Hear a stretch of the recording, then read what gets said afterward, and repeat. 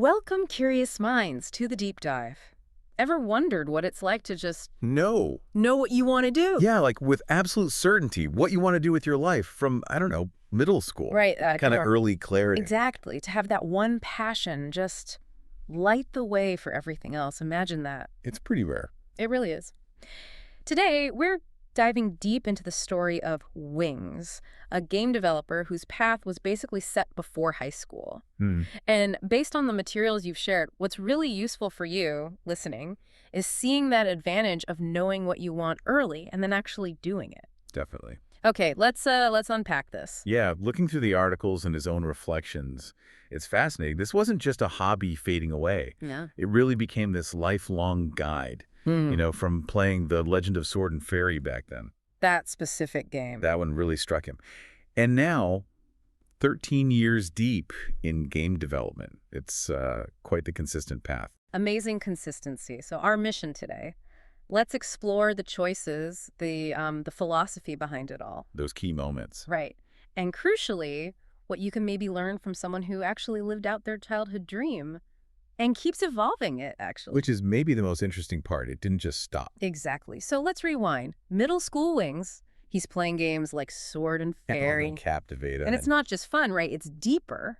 He makes this conscious decision, I want to make games. Like a real decision, not just a weird. With firm resolve, a target, which Good. is just, wow, so young. How often does that happen? Almost never, I'd say. Really? And what makes it stick, what elevates it, is what he calls his personal philosophy, being a meaning party. A meaning party. Tell me more. It means, for him, everything has to have meaning. Life needs meaning.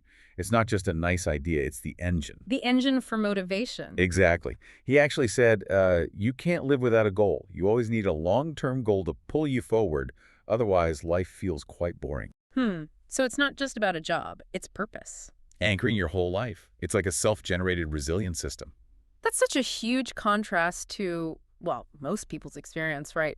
Searching for that why. For years, sometimes. Having that meaning party idea so early gave him the foundation for all the hard work later. It made the tough stuff feel purposeful. Absolutely.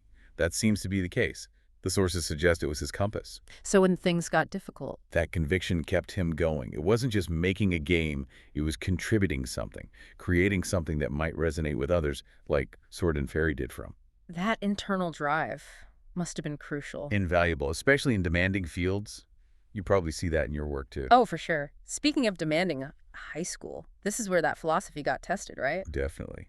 He calls himself a little town test taker from Guangxi, best high school in the city. And the schedule, intense, doesn't quite cover it. He laid it out. Yeah, Wake up 5:50 a.m., pitch black outside. 5:50 a.m. Run 2 laps for fitness, then study straight through till 11 p.m. Okay, wait.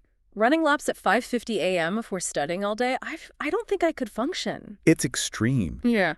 But what's really insightful, I think, is that even in that rigid structure, Yeah. he found moments of, like, freedom, Oh. self-expression. Ah. He mentioned sometimes taking a whole self-study class just to write a poem, because he felt like it. The poem. Seriously. Yeah. Or just chatting with friends during meals, finding those little pockets, So it wasn't just pure grind. No, and this is key. It wasn't distraction. It was maybe essential. Intentional breaks, creative outlets that probably stopped him burning out. That actually makes a lot of sense. It feels counterintuitive, but maybe those moments sharpened his focus when he went back to studying. I think that's likely it. It's about preserving yourself, your identity, within the pressure, like little mental resets. Right. It probably helped with problem solving, too, letting the mind wander a bit. Exactly. A huge lesson there for anyone under pressure. Sustainability isn't just nonstop work. It's finding freedom inside the structure. Okay, so that discipline, fueled by the meaning party thing, Yeah. it led straight to his university choice. Pretty much. Mm. Goal. Game development. So find the best science and engineering university he could get into. Focused. Laser focused. Huh. Software engineering or computer science. No messing around. Straight line to the dream. Was it purely a technical school? No, good point. It was a comprehensive university, but with a strong engineering side. So, still some breadth there, potentially. But his personal focus was narrow.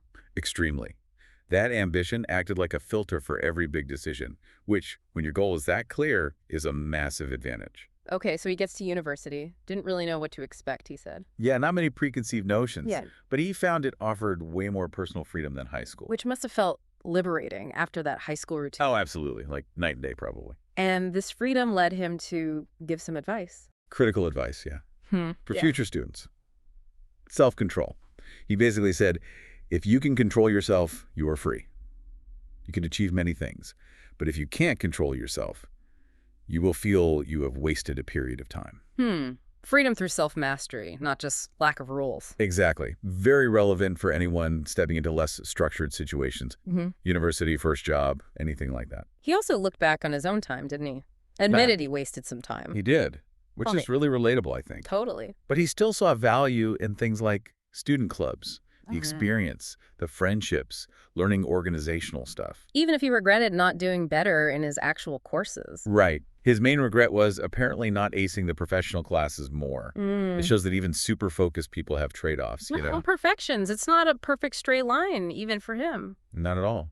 And his ability to see value even in the wasted parts, the clubs, the connections, shows maturity. Yeah, holistic development. Skills beyond just the technical. Teamwork, leadership. All vital, especially in creative fields. So a key takeaway for you is that learning isn't just textbooks. Value comes in different forms. Gotcha. Okay, so after his undergrad degree, no grad school right away. Nope. Pragmatic choice. He'd thought about studying abroad, but felt his grades weren't quite top-tier competitive for what he wanted. So plan B. Pivot. Work first, save money, maybe aim for scholarships later. But it wasn't just money. Oh. He also mentioned industry advice, like in game dev. An undergrad degree is often enough. Really? Yeah, and that maybe 2 years of actual work experience could be more valuable than a master's. Interesting. So trusting the practical experience. Right. Weighing the options pragmatically for his specific field. It challenges that more education is always a better idea. Especially in tech, things move so fast. Exactly. Hands-on skills are often prized. Understanding the value of different credentials in your specific area is key. And he was happy with that He choice. seemed very content, yeah. Jumping right into his dream job was fulfilling. He was ready to do it. That mix of immediate satisfaction and long-term vision again. Okay, fast forward. 13 years in the industry. Still loves it deeply. Which is amazing in itself. But here's where it gets really interesting for me. He didn't just reach the goal and stop. No way. That's the meaning party philosophy kicking in again.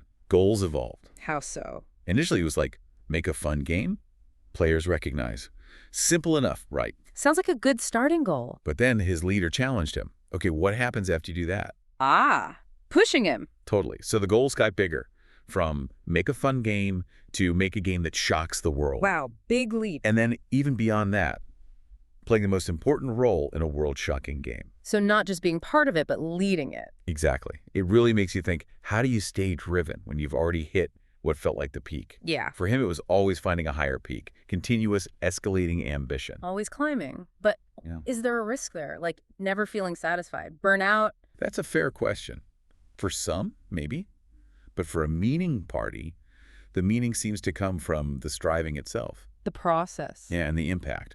The goals aren't just bigger, they're about more influence, deeper creative expression. So satisfaction might come from the growth, from imbuing the work with new significance. Not just chasing numbers. Right. Okay, and then he connects it back to the very beginning, those inspirational games. Sword and Fairy, Xuanyuan Jian. And he tells this specific story, playing a Xuanyuan Jian game in his first year of work. Yeah. And thinking, kind of bluntly, I should do better than this, otherwise I might get fired. Whoa. Because he felt the quality had dropped. Yeah, in his opinion, these games that inspired him weren't as good anymore. That's powerful. And kind of ironic, isn't it? Totally ironic. To be inspired by something, then feel driven to surpass it because it's not living up to its legacy. It shows a deep commitment to the craft. Absolutely. Wanting to push the art form forward. It's not just reaching your dream, it's pushing the boundaries of what that dream even is. Striving for excellence beyond your original inspiration. Moving from admiration to, well, surpassing. Maybe becoming the inspiration yourself. That's the ultimate evolution, perhaps. So, wrapping this up, what does Wing's journey mean for you, the listener? Well, we see the power of that early goal, the discipline, the flexibility to adapt. And that relentless, evolving ambition, he found his purpose and just kept building on it. He really did. He had that clear sword and fairy moment early on, guiding everything. And this is the big question, right? Yeah. What if you haven't had that definitive moment in your youth? Right. What if you're still searching? How do you cultivate that meaning, set those compelling goals later in life? Because the principles seeking meaning, discipline, evolving ambition, they aren't just for kids who get lucky with early inspiration. You can apply them anytime. Absolutely. They can be developed at any point. So maybe take a moment to think about your own path. Do you have that long-term goal pulling you? What's the meaning you're after? And how are you redefining success for yourself along the way? Lots to think about there. Definitely. Thanks for diving deep with us today. My pleasure. Until next time.